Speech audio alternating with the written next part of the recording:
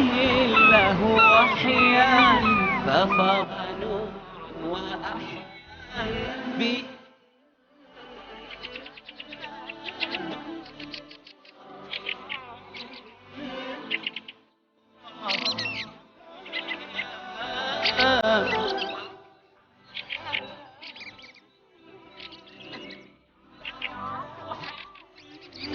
ومرفأ والأماني ظلاله تتفات ربيع وشفاء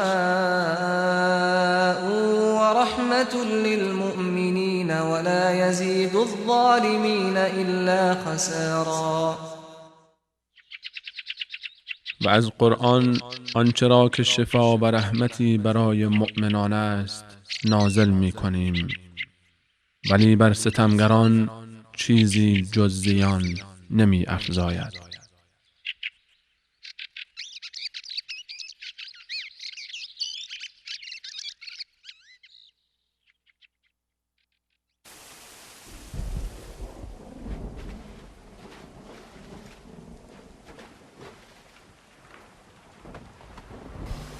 الحمد لله وكفى وسلام على عباده الذين اصطفى رب اشرح لي صدري ويسر لي أمري واحلل عقدة من لساني يفقه قولي. خواهر و برادر عزیز و ارجمند، السلام علیکم و رحمت الله و برکاته. سپاس به نهایت پروردگار را که باز با ما و شما فرصت عنایت کرد و برنامه های خود را دوباره آغاز میکنیم. انشاءالله تمنا میکنم که این برنامه ها اولش سبب هدایت ما و بعدش به شما عزیزا اثر مثبت کرده بتونه. ما چندین برنامه هست که در مورد نماز و تأثیرش بالای نمازگزار و تأثیرش بالای اعضای خانواده، بالای کسایی که در اطراف ما هستند، در اجتماع ما هستند بحث میکنیم. بدون شک نماز که یکی از ارکان مهم دین اسلام هست، نماز که معراج ما هست، نماز که فرق بین مؤمن و منافق است، نماز که فرق بین مسلمان و کافر است، نماز که انسان از تمام بدی ها، از تمام زشتی ها دورش میکنه، نماز که انسان را به معراج سعادتش میرسانه. در این مورد بحث کرده آمدیم. مگر چی داری دو سه پروگرامی که یا برنامه‌ای که گذشت نسبت مریضی که شامل حالم شده بود زیادتر سرفه میکردم، نتانستم که به شما عزیزا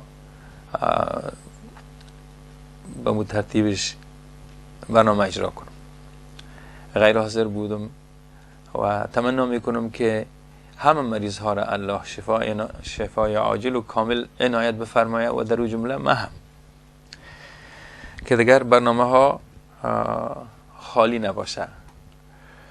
امیدوار هستم که برادرای عزیز ما در استودیوی مرکزی هم چون با ما به عذاب شدن گاهی صرفه میکردم، گاهی برنامه معطل شد، تمنا میکنم اونا هم با بزرگواریشان این مشکلات تحمل کرده باشن. ما در این برنامه که انشاءالله در خدمت شما هستم از ادا کردن حق نماز، چطور میتونیم که این نماز ما در نزد الله منان مقبول شود و الله بپذیره این عبادت ما را. ما بعضی چیزها را گفته آمدیم. حق نماز وقت ادا میشه که ما به او توجه داشته باشیم. ما حق نماز وقت ادا کردن میتونیم که در نماز ما حضور قلبی داشته باشیم، در داخل نماز ما باشیم، خشوع و خضوعی که از ما انتظار میره در نماز همو جا به جا شود. ما گفتیم که وقتی میتونیم حضور قلب داشته باشیم در نماز که یک سلسله مطالب را در نظر بگیریم. مثلا مرگ ما را یاد کنیم، نشه که همین نماز ما آخرین نماز باشه و وقتم پوره شده باشه، ملک الموت در انتظار ما باشه، دیگر نتونم نماز بخوانم، همین آخرین نماز ما شاید باشه. او وقت است که من میتونم در نماز خودم حضور قلبی داشته باشم. چرا؟ ملاقات ما با خالق ما هست، این آخرین ملاقات ما شاید باشه. بیا به این توجه بکنم، به این دقت بکنم. و باز چطور میتونیم که ما در نماز ما حضور قلبی داشته باشیم که در معانی کلماتی که یا جملاتی که در نماز ما ادا میکنیم با اونا توجه کنیم، چی میگیم، معنای حرفایی که میزنیم چی هست.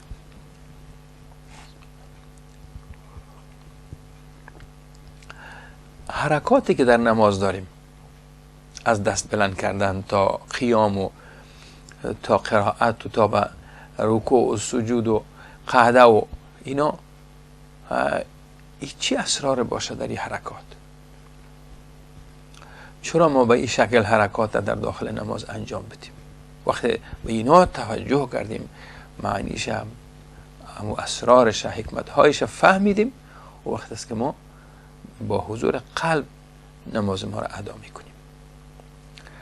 و گفتیم که مطلب دیگه که کمک میکنه ما حق نماز ادا کنیم، در داخل نماز ما باشیم، از گناه دست برداریم.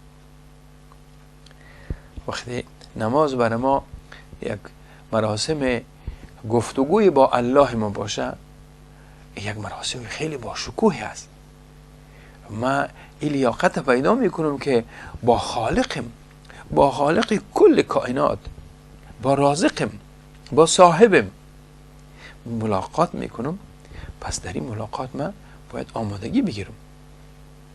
یکی از چیزهایی که مرا در این ملاقات کمک میکنه که با حضور قلب، با انتهای بندگی و تواضع در حضور خالقم استاد شوم، دست بردار شدنم از گناه هست. من گناهایی باید ترک کنم، تصمیم بگیرم که دیگر اشتباه و خطایی که تا حال کردم دیگر نمی کنم. طبعا انسان هستیم، بعض وقتها متوجه نمی باشیم، خنده های زیاد می کنیم، خنده هایی که از حد بیرون می باشه. از اونو پرهیز کنم. کاری که من به خاطر یک لقمه نان حلال دنبالش هستم، این کار من کار مناسب باشه. خدای نخواسته نشود که مانع عبادت ما شود، نشود یک کار باشه که من عایدی که از این کار به دست می آید در این مشکل پیدا شود، از حد حلالش پایین و بالا برود. خدای نخواسته لقمه حرام داخل حلق من نشود با این کار که انجام بدم. کار را انجام بدم که من بسیار ذله و خسته نشوم، که باز از عبادتم درست استفاده کرده نتونم، لذت برده نتونم، در عبادتم کسل و مانده و ذله باشم. استوار با نشاط باشد. باید در حضور الله وقت استاد میشه انسان به حالت باشه، کسل و افسرده و خواب برده و مانده و ذله نباشه. بنابراین این کار باید ما متوجهش باشیم. دیگه کارهایی را که می گفتیم انجام بدیم چی هست؟ کارهای خیر انجام بدیم، زیاد کارهای خیر انجام بدیم، تلاوت قرآن کنیم. این در برنامه روزمری ما وقت باشه، ما به ملاقات الله وقت میریم، الله منان ما را میپذیره.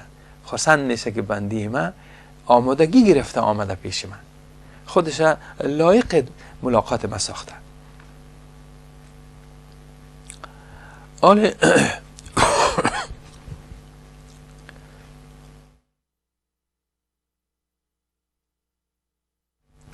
گفتگوهایی که ما داشتیم آمدیم.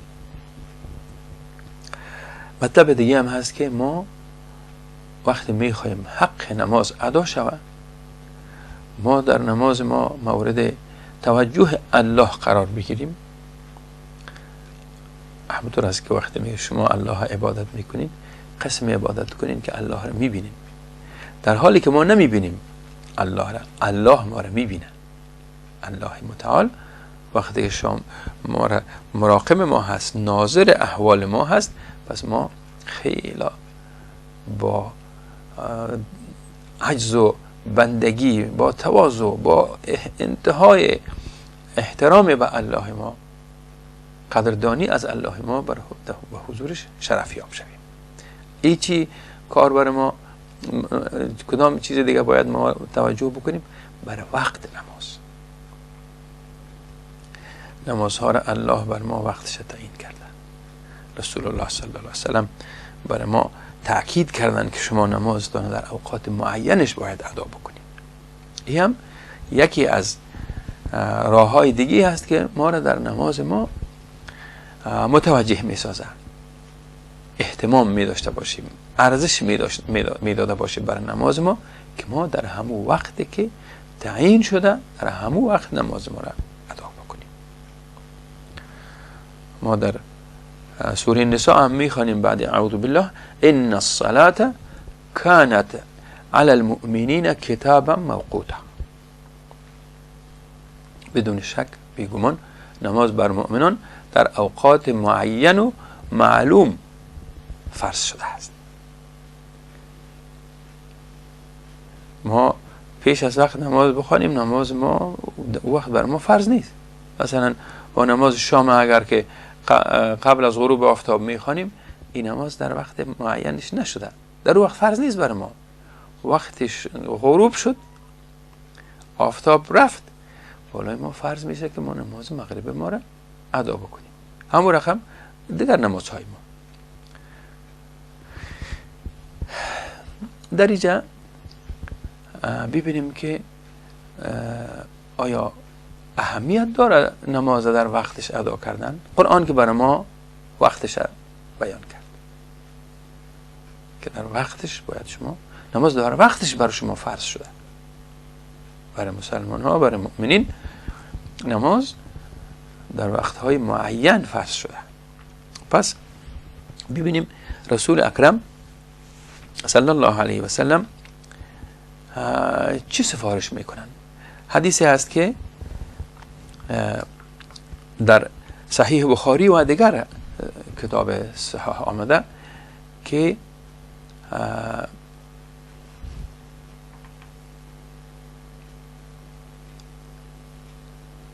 میگن که صحابی از رسول اکرم صلی الله علیه و سلم پرسان میکنه که کدام عمل نزد الله محبوب و پسندیده است؟ رسول خدا صلی الله علیه و سلم میفرمایند که نماز در وقتش، و حتی نماز در اول وقت محبوب است، پسندیده است که در اول وقت نماز ادا شود. صحابی میگه باز پرسان کردم که بعد از این رسول خدا فرمودن صلی الله علیه وسلم که نیک رفتاری با پدر و مادر، احسان با پدر و مادر. صحابی میگه باز پرسان کردم که یا رسول الله صلی الله علیه وسلم بعد از این کدام عمل نیک و پسندیده است در نزد الله؟ فرمودن که جهاد در راه الله. صحابی میگه که من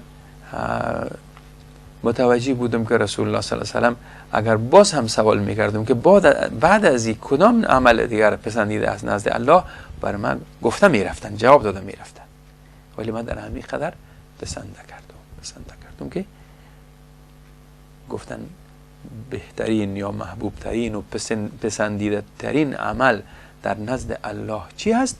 گفتن نماز در اول وقتش. بعد از او احسان به پدر و مادر، نیکی کردن به پدر و مادر. بعد از او جهاد در راه الله. علما در این مورد میگن که جهاد چطور رسول الله صلی الله علیه وسلم در بعد از نماز و احسان به پدر و مادر آورد. جهادی که انسان یا مسلمان جان و مالش در راه خدا تقدیم میکنه. عرض کرده نماز در وقتش یا در اول وقتش پسندیده بوده، بهتر بوده. در اینجا در شرح از این حدیث مبارک علما میگن که بله، وقت شما بر یک مؤمن، بر یک مسلمان از فضائل جهاد بحث میکنین، تشویقش میکنین، ترغیب میکنین، او آماده میشه برای رفتن به جبهه، جانش و مالش همیشه در راه خدا قربانی بکنه که دیدارش با الله در بهشت است، الله بهشت نصیبش میکنه.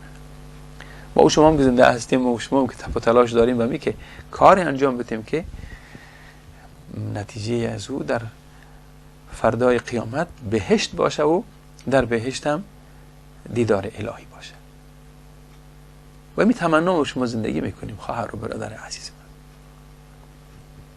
پس وقتی که مجاهدی کار میکنه ببینیم که در یک وقت مثلا میره به جبهه، در یک روزی کار انجام میده، مثلا اگر در یک روز کارش تمام نشد، یک هفته، یک ماه، یک سال در جبهه هست، آماده قربانی هست، به خاطر رضای الله شب و روز تلاش میکنه، اما یک مدت محدود است. ولی اهتمام در برپا شدن نماز در وقت معینش، این بعد از اینکه انسان مکلف به ادای نماز میشه تا که زنده هست، این پس کار آسان نبوده. این جهاد به نفسش است، و جهادی که با جان مالش کردی آسان بوده.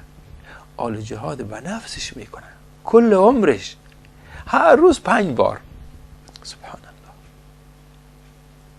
پیامبر خدا وقتی در اول قرار میدن نماز در وقتش، پس معنایش است که بسیار مهم بوده، آسان نبوده این کار. الله از ما امیر انتظار داره که ما در ملاقات الله تأخیر و تنبلی نکنیم. در همون وقتی که تعیین کرده الله، باید دم وقتش باید به حضور شرف یاب شویم.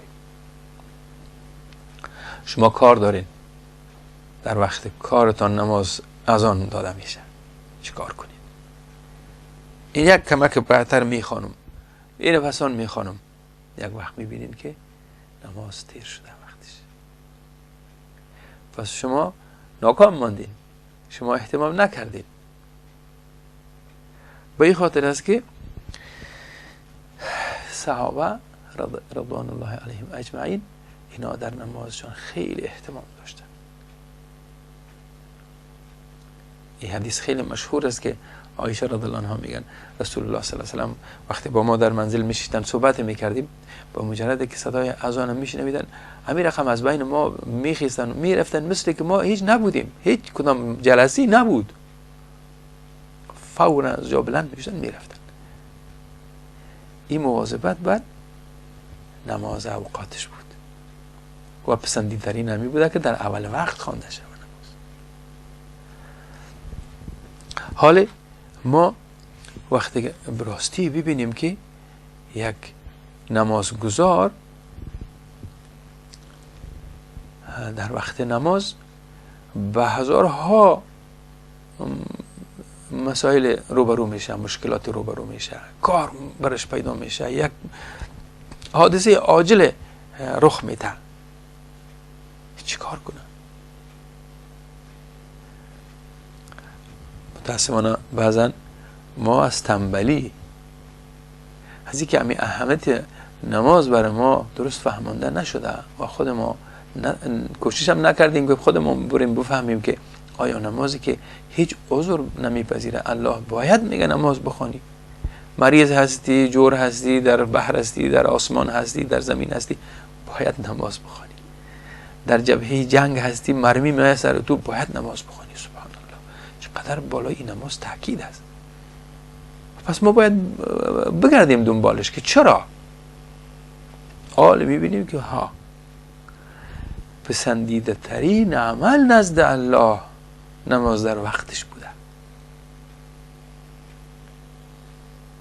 از جهاد در راه الله هم این مهمتر بوده، از نیکی به پدر و مادر هم این مهمتر بوده. وقتی شما الله شناختین، الله دوست داشتین، از الله ترسیدین، باز به پدر و مادرتون شما تا و بالا گفته میتونین، خدمتشان اهمال کرده میتونین. خدمت پدر و مادر هم ببینیم که از جهاد کرده پیش الله محبوب تر بوده. او هم همیشه گیز تا که پدر و مادر شما هستن، تا که شما توان دارین باید احسان کنید، پدر و مادر قدرش بفهمید. این محبوب ترین عمل در نزد الله بوده. پس ما توجه بکنیم که این نماز ما در وقتش ادا شود. شیطان که تلاشش همی است که ما و شما را از دین ما دور کنه، از کجا شروع میکنه؟ دفعتا نمیه بگویه که شما اسلام را رها کنید، از اونجاهای حساس و مهم داخل میشه. یکی از او دسیسه هایی که شیطان برای مسلمان تهیه دیده، او را از نمازش دور کردنش است. اول از وقت شروع میکنه سرش. حالا خب مثلا نماز ظهر تا نماز عصر اجازه است بخوانی، حالا کارتان گیلا بکنی خب نمیشه، پس آنتر میخوانی کارت انجام بدی. کارتان انجام میتین شما، وقتی اول از پیشتان رفت، حالا آیسته آیسته پیش میرید که شما را بالکل از نماز که در وقت تعیین شدگیش بود شما را او غافل بسازه. بنابراین ما در نماز ما که سودای عمر ما هست، اگر مواظبت کردیم نماز ما را اهمیت دادیم، وقت اول خیلی مهم شمردیم، این است که ما نماز ما را حقش ادا میکنیم. به این شوق میریم که من نماز ما در آغازش بگیرم. ما یادم کوچک بودیم، همراه پدرم در دکان بودیم، یک همسایه داشتیم. یک بار آمد، دیرتر آمد از نماز، پدرم هم رفته بودن مسجد، دیرتر آمد و پدرم پرسان کرد که شما رو من مسجد ندیدم. اونا گفتن که ما که آمدم شما نماز شروع کرده بودین. مسجد یک چند قدم پایانتر مسجد دیگه بود که 5 دقیقه بعدتر از این مسجد نماز میخواندن. گفت من تیسیز رفتم که نماز از اولش گیر کنم. سبحان الله. این هم خیلی مهم است که شما وقتی در جماعت میرین، از اول جماعت شما وقتی اقامه گفته میشه شما در صف حاضر باشین. او وقت من نمیفهمیدم که چرا اینقدر خودش از آمد و در رفته عند اون مسجد دیگر، ولی او میفهمیده که نماز باید از اولش، من داخل جماعت اگر نماز میخوانم باید از اول نماز باشم. سبحان الله. خوشحال به حال از اونا. حال ما اهمیت نماز هم درک میکنیم که با این نماز چقدر یک عبادت زیبا بوده، چقدر مهم بوده. این همگی به خاطر ما بوده. اگر من به نمازم اهتمام بکنم، الله توجه خاصش به من میشه. نماز را که با شما چند وقت پیش گفتیم که شاکلید تمام دروازه های بسته است. سبحان الله. این نماز اما قدر دوست داشته باشیم باید. حالا اگر شما موافق باشین میریم به یک میان برنامه، انشاءالله بعد برمیگردیم. السلام علیکم و رحمت الله.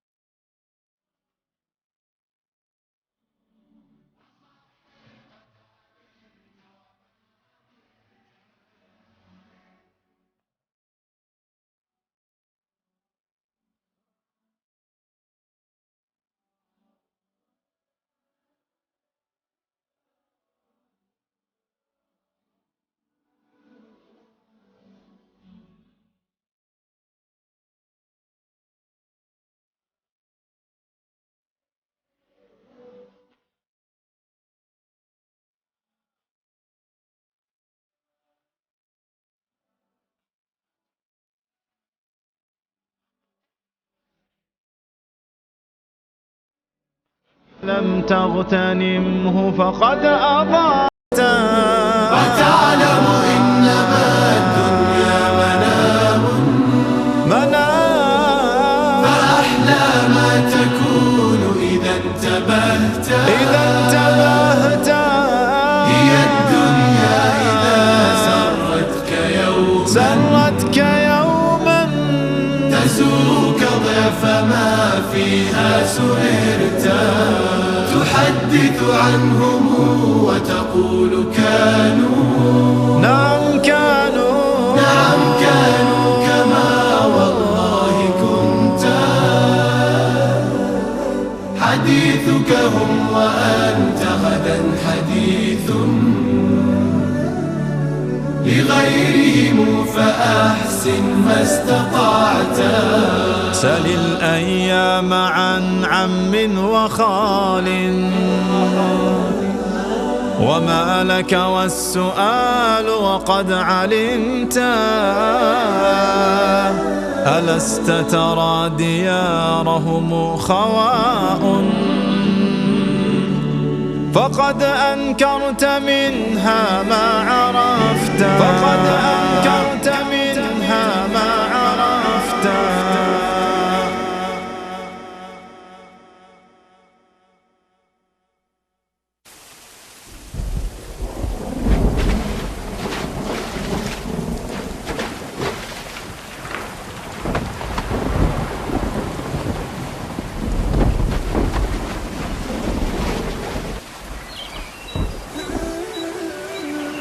أوحى به الله وحيا ففاض نور وأحيا به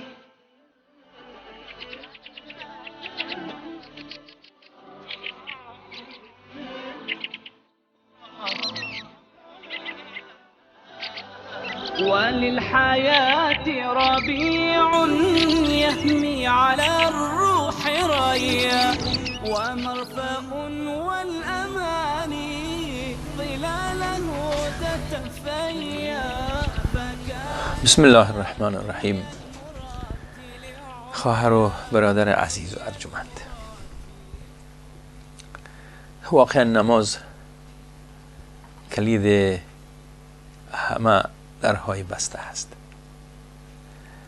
اگر شما مشکل در خانواده دارین، بخیزین یک 2 رکعت نماز بخوانید. و می بخوانید که خدایا مشکل خانوادی مرا حل بکن. اگر او خواهر عزیز من که شوهرش کج خلقی میکنه یا روی درست نمیکنه، بدخویی میکنه، بهانه گیری میکنه، بخی مادرکم 2 رکعت نماز بخوان در غیاب شوهرت. وقتی شوهر رفت از خانه، جای نماز که اوار بکن، وضو با اخلاص وضو بکن، استادش رو در جای نماز 2 رکعت نماز بخوان به خاطر الله. بگو یا رب شوهرم به من مهربان بساز، طاقت و توانم کم شده رایز. الهی برای من صبر بده و به شوهر من هدایت. الهی شوهر من خوش خوی بگردم. شما ببینین، باز شما به دامن الله بچسبین، شکایت نکنین پیش کس دیگه که شوهر من آزار میده، مرا بدخوی است، بدخلقی میکنه، فلان فلان. با الله شکایت کن، ولی شکایت خدا ناز. ات شکایت نکن خدا شوهر مرا جزا بدی. نه، خدایا برای من مهربانش بساز. اگه او برادرک عزیز من از خانم شکایت داری، خانم به دلت کار نمیکنه، بچه ها را درست مواظبش نیست، به خانه رسیدگی نمیتونه، تو کمک کن ولم راش، دستش بگیر، راهنماییش بکن. ببینی باز هم نمیشه، نصف شب بخیز، نصف شب بخیز، جای نماز اوار بکن، وضو بسیار با اخلاص وضو بگیر و می خاطر بخیز که خدایا میخوایم 2 رکعت نماز ما واسطه قرار بتون برای تو، به می حرمت من نماز ما خدایا خانم مرا برای من مهربان بساز. خانم مرا فکر و هوش در خدمت اولادش، در جمع جور کردن خانه، در عبادتش، خدایا زن مرا عابده بگردان. خدایا زن مرا از زنهای بهشتی بگردان. این تو دعا بکو. ببین این نماز کلی هست، کلی. پیشانی ترشی نکنین، دست بلند نکنین، زبانتان با کلمات بیهوده و خراب آلوده نکنین، جنگ و جدل بردارین، به دامن الله بچسبید. خدایا بچه شما بیگفتی میکنه، نماز نمیخوانه، در درسایش توجه نداره، به خوارکای خوردش یا برادرکای خوردش بیرحمی میکنه، شما نصیحت کنین. وقتی ببینین که از نصیحت نمیشه، دست به الله بالا کنین، بخیزین با می خاطر 2 رکعت نماز بخوانین. برادرک دکاندار ما دکانش نمیچله، بیادرک جای نماز آور کن، دعا که خدایا در کار خیر و برکت بینداز، خدایا یک لقمه نان حلال برم نصیب کن، خدایا نان برم بده که برم کفایت کنه، دستم پیش بنده ها دراز نشوه، دستم به طرف تو دراز میکنه. بخی جان برادر 2 رکعت نماز بخوان، به می نیت بخوان، بیبی که الله برات رزق و روزی فراوان میکنه نمیکنه، بیبی که الله در دکانت خیر و برکت میاندازه یا نمیاندازه. ما راه حل در دیگه چیزا سراغ میکنیم. همین امت، همین در محدود میسازیم، همین ملت مسلمان ما در افغانستان، در سوریه، در کشورهایی که مورد ظلم و ستم قرار گرفتن، در اوجه بیداد هست، ستم هست، همین یک بار نصف شب بخیزیم، نصف شب بخیزیم، جای نمازهای ما را اوار کنیم، به الله رجوع کنیم که خدایا زندگی ما را تو سر و سامان ببخش، خدایا این حکومت ما را اصلاح کن، خدایا زمام امور ما را برای کسی بده که از تو بشرمه، از تو بترسه، تو را دوست داشته باشه، با خاطر اعلای کلمه تو زندگی بکنه. شما این دعا را بکنید، ببینید ما نه دعا میکنیم، نه خود ما را میسازیم، نه از ما چیز، کل کار ماندیم که هر چیزی که شد قسمت ما البته همه طور باز. ما با دعاهای ما روند زندگی ما را تغییر بدیم. ما واقعیتش همین است که قدر نماز نفهمیدیم. اون نمازی که از صبح تا شام در مسجد یک کسی بشینه و نماز 24 ساعت نماز، با او رقم نماز نی. نمازهای ما ببینید کلگیش اوقات معین دارن، اگر نوافل است، اگر فرایض است، اگر سنت های نماز ماست، اگر واجب است. یک وتر داریم که ما در احناف ما میگیم، حنفی ها میگیم که وتر واجب، اما فقط در آخر نماز خفتن ما هست یا آخر نماز شب ما هست. تهجد ما وقت داره، سنت ها وقت داره، فرایض وقت داره. 24 ساعت الله نمیگه که شما نماز بخونید. همون وقتی که نماز میخوایم امور حقش ادا بکنیم، همون نماز به اخلاص بخونیم. بنابراین ما از او کسان نشویم که نماز از ما گله کنه، نماز ما مورد پسند الله قرار نگیره. ببینیم که آیت قرآن ما تو میگه ویل للمصلین، وا به حال او نمازگزار، یا وا به حال نمازگزارا. سبحان الله، چرا وا به حال نمازگزار؟ وقتی که بگیم وا به حال بی نمازا، اما کدام نمازها، کدام نمازخوانا، کدام نمازگزارها؟ در اینجا میبینیم که آیت مبارک در دوام دیگیش میگه که الذین هم عن صلاتهم ساهون. سبحان الله، کدام نمازخوانا؟ همونایی که نماز خود به فراموشی سپردن، در نمازشان اهتمام ندارن، نمازشان به غفلت گرفتن. در اینجا حضرت مصعب ابن سعد میگه من از پدرم پرسان کردم که پدر جان این آیت شما چه رقم میفهمین، چه رقم فهمیدین از این آیت که الذین هم عن صلاتهم ساهون، همون کسایی که نماز خود به دست فراموشی می سپارند. در اینجا پدر جان میگه بسم الله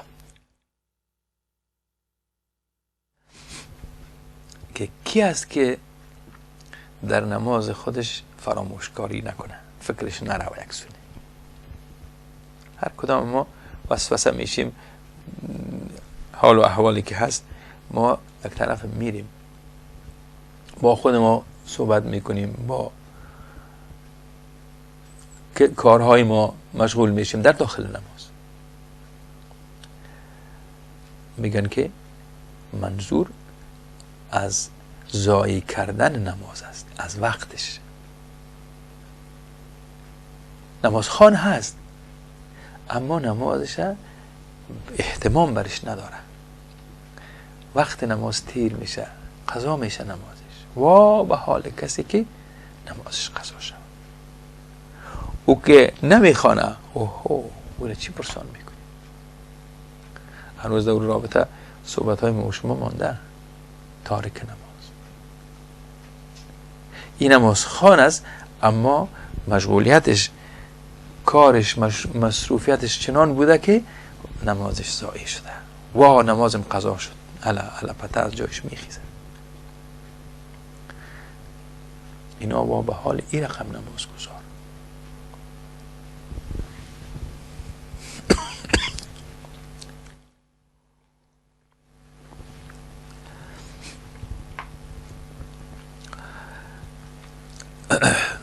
حضرت عثمان ابن ابی رواد میگن که در شام یا در دمشق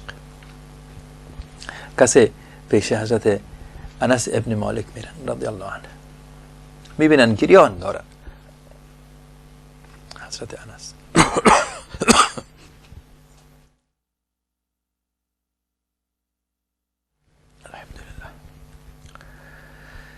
پرسان میکنه که شما چرا گریه میکنین؟ حالشون بسیار زار گریه میکنه. میگن حضرت انس که از آنچه که دریافتم جز این نماز چیزی دیگری نمیشناسم و این نماز هم که ضایع شده است. سبحان الله.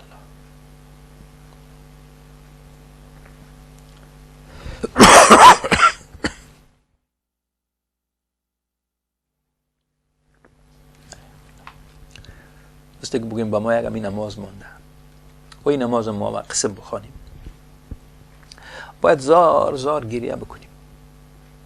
خدا از ما چی جور شده؟ نماز پیش ما اهمیتش همونطور شده. چقدر وقت است، یا 1000 و چند صد سال پیش. ولی بالاخره ما بیاییم خود ما رو جمع کنیم، نگوییم که او وقت که بود حال خواهی چه.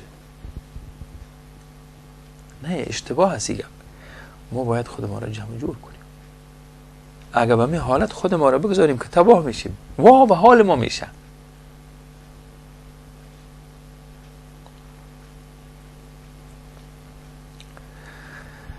حالا ما وقتی که نماز ما را خدای ناخواسته به ما تو سهل انگاری بخوانیم و خواندیم هم نماز و وا به حال ما میشه، پس تجدید نظر بکنیم، برای نماز ما احتمام ارزش قائل شویم و وقتش بالکل ثبت کنیم که حالا وقت نماز ما هست و باید هر کاری که داشته باشم رهاش میکنم و نماز میخونم.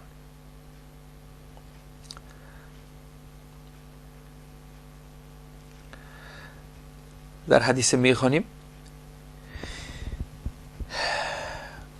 ابن صامت رضی الله عنه میگن که شهادت میدهم از رسول خدا صلی الله علیه و سلم شنیدم که میفرمودند 5 نمازند که خداوند آنها را فرض گردانیده است.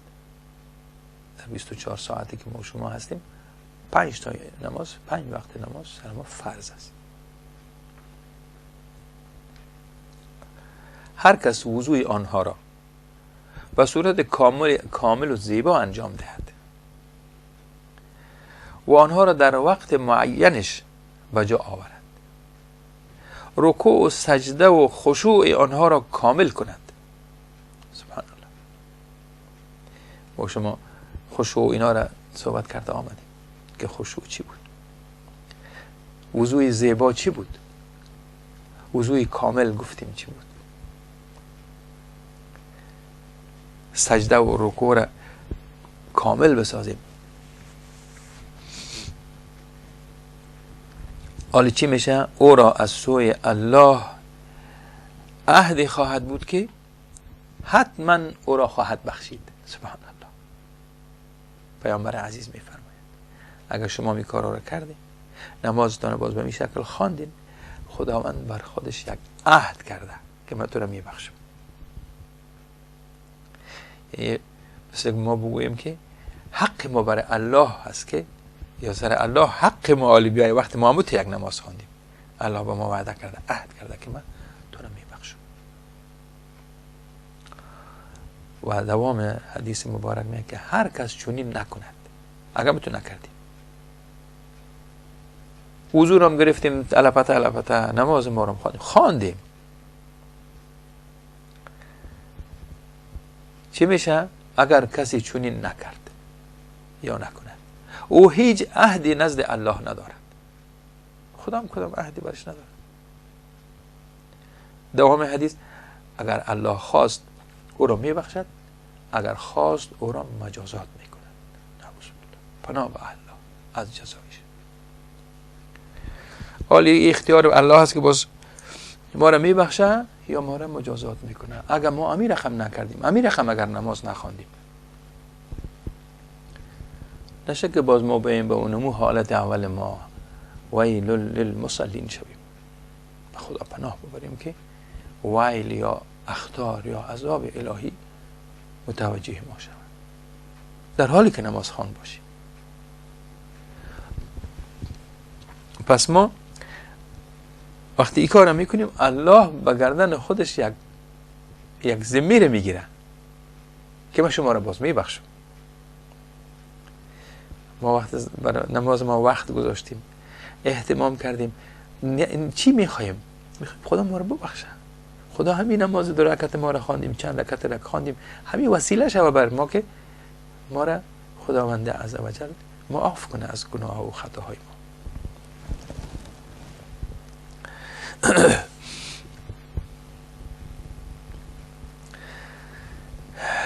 حضرت کعب میگن رضی الله عنه رسول الله صلی الله علیه و سلم نزد ما تشریف آورده و ما 7 نفر بودیم.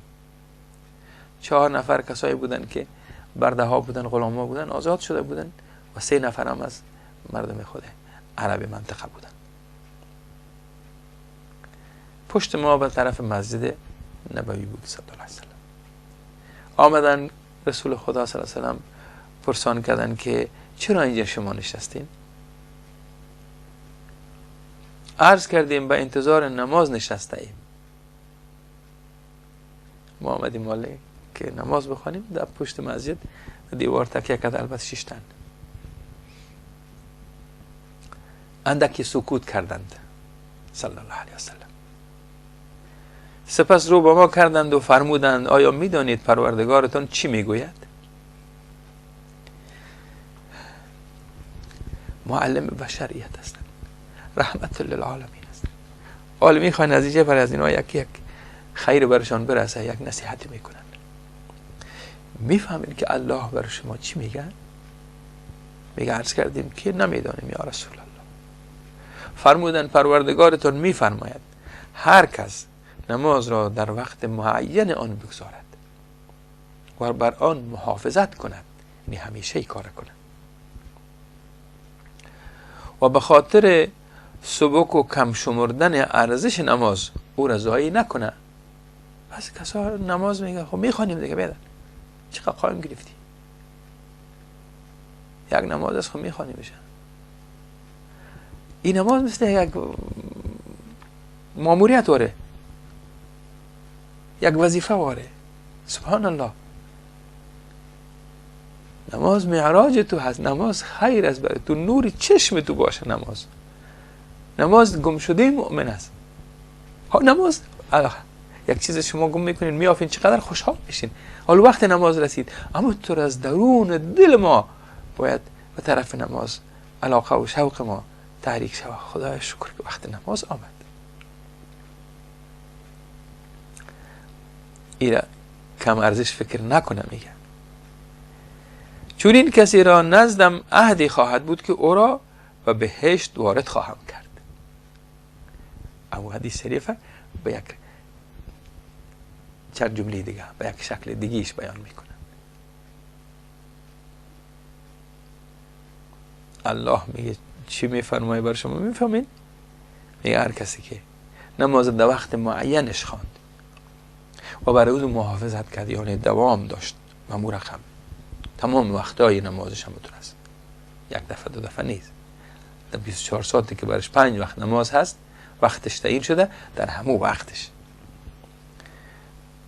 پس الله عهد کرده پیش خودش که من شما را وارد بهشت میکنم. هر کسی دوام حدیث شریف، هر کسی آن را در زمان معین و سر وقت نگذارد و به خاطر سبک شمردن آن و کم ارزش پنداشتن نماز برش محافظت نکند و ضایع شود، اعوذ بالله.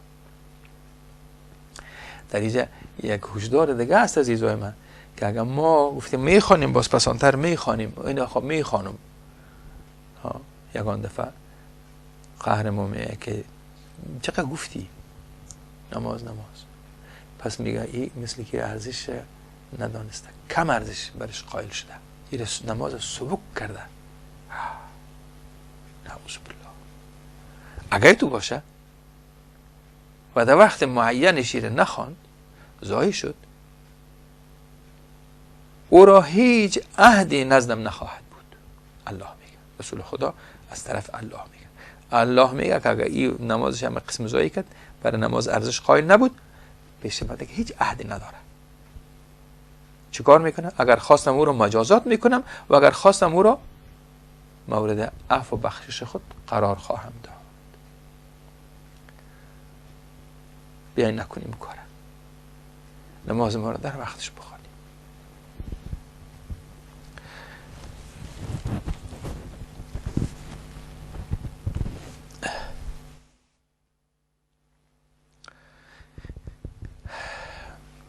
وقت چطور میده و تیر میشه. ما این دفعه که در عربستان بودم عمره کردیم، یک برادر عزیزی در اوجه به من قصه کرد که خودش در همون جده سکونت داشت، همونجا کار و بارشان بود. گفت یک دوست ما آمده بود عمره از آلمان و ای دوباره رفت آلمان و از آلمان بر من یک داستان را گفت، بیان کرد. و چون فهمید که من از آلمان رفته بودم، برای من یک قصه را کرد که در اروپا عجب حوادث، عجب واقعه های رخ میده. گفتم ما برام جالب بود که قصه کنه برام. گفتی برادر از دوستای ما بود، آمد عمره کرد و رفت، بعدش از اوش زنگ زد. گفت من وقتی که می آمدم به عمره در یک دکان رفتم سودا می خریدم. وقتی آمدم در کاسه یا در جایی که پول پردازم، در اونجا یک جوان بود، یک جوان آلمانی، مرا وقتی که چیزایی که می خریدم گفت که اینا رو چرا خریدی، چی میکنی اینا رو؟ میگه من گفتم میرم مکه. و کم معلومات داشت که مکه مردم البته برای حج میرن. مرا گفت که حج میرین شما، عمره میرین؟ گفتم نه عمره میرم. باز گفت که مدینه هم میری؟ گفتم بله میرم. گفت میشه از طرف من برای پیامبرتان یک سلام بگویی؟ گفت تعجب کردم که گفت برای پیامبرتان. گفتم مگر تو مسلمان نیستی؟ گفت که نه مسلمان نیست. حیران ماندم چی بگویم، از این چطور سلامش ببرم بر پیغمبر. گفتم انشالله. و از پیشش جدا شدم، آمدیم به عربستان. وقتی رفتم مدینه منوره برای سلام میخواستم برای رسول خدا صلی الله علیه و برای ایشان برم سلام برشان بدم. آمدم صلوات گفتم، آمدم پیش قبر مبارک استاده شدم. یک بار یادم آمد که امی آلمانی به من گفت که اونجا رفتی برای پیغمبرتان سلام بگو از طرف من. همونجا یادم آمد میهر. گو با خودم در جنجال شدم که بگویم نگویم. این آدم خب کافر بود، چرا خب سلام از ایره بگویم؟ دلم نشد، برآمدم. وقتی از مسجد برآمدم بیرون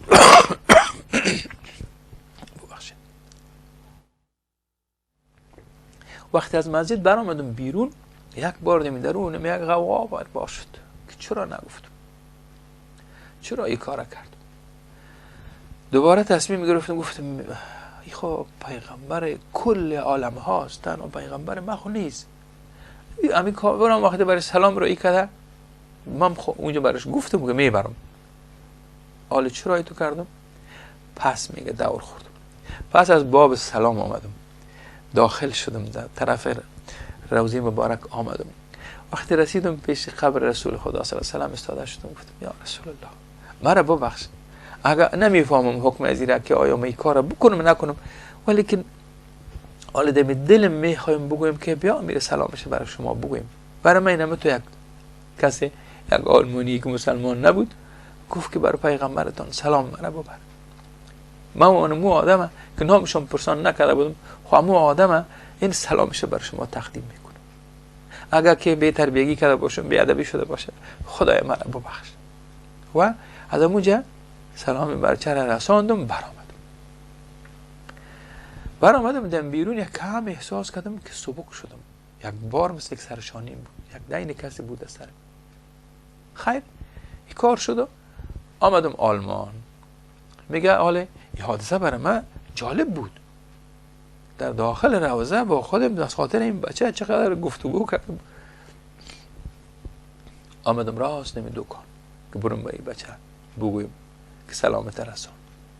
آمدم دیدم که در جای از یک کس دیگه شیشته. آمدم امرای سلام علیکی کردم، گفتم که اینجا یک کس به این نشانی ها بود. گفت بود. گفت چه شد؟ گفت او را همی آمر یا صاحب همی دوکان او را کشید از دوکان. سبحان الله. چرا؟ گفت نمیفهم که چگه بوده. خب کشیدش. گفتم میشناسیش؟ کدام نمره تلفن آدرسش بلد هستی؟ گفت در موبایل خودش یا در جوال خودش گرفت نمره والید و بر من نامش و شماره تلفنش داد. ما بیرون برآمدم، فوری برای پسر زنگ زدم، برای بچه زنگ زدم که شناختی من فلانی هستم که مکه میرفتم. یک بار گفت الله اکبر و سبحان الله. چی گپ شد؟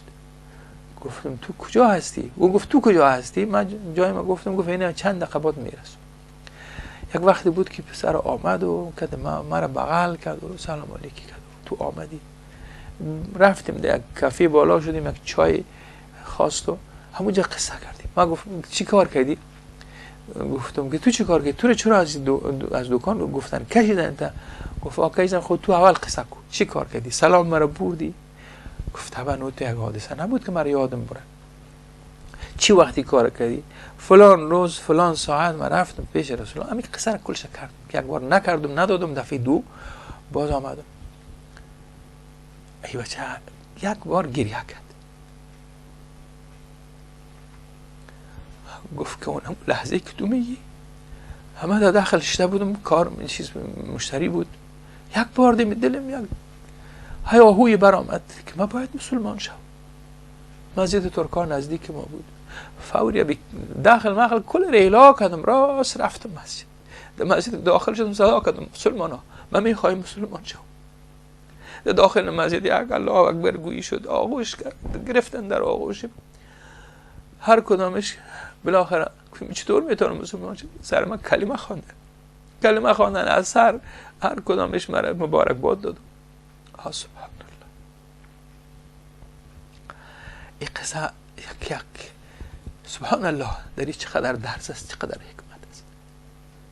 این نفره مثل که الله خواست که یک بار خاص بیایه برای رسول خدا. این دفعه اول خب برای خودش رفته بود، این دفعه بیرون میشه، از باب سلام داخل میشه، خاص برای تقدیم کردن سلام از این جوان.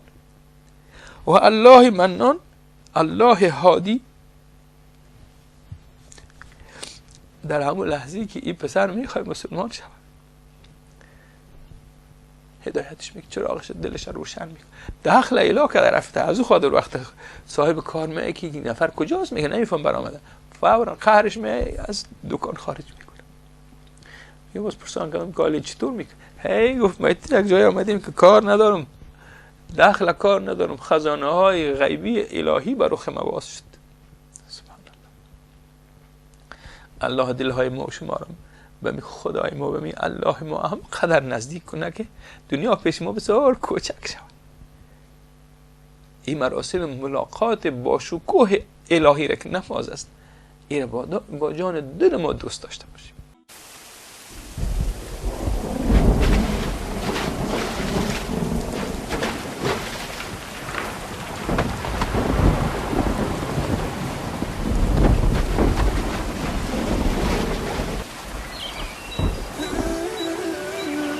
أوحى به الله وحيا ففاض نور وأحيا به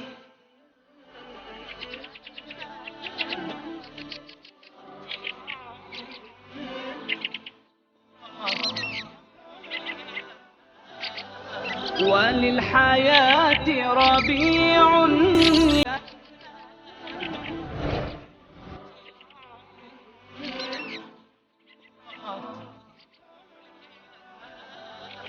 وللحياة ربيع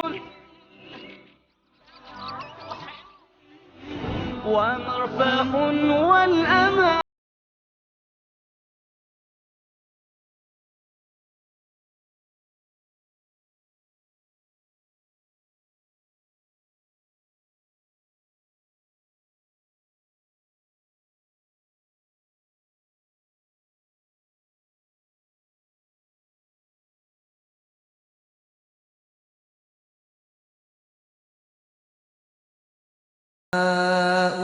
ورحمة للمؤمنين ولا يزيد الظالمين إلا خسارا.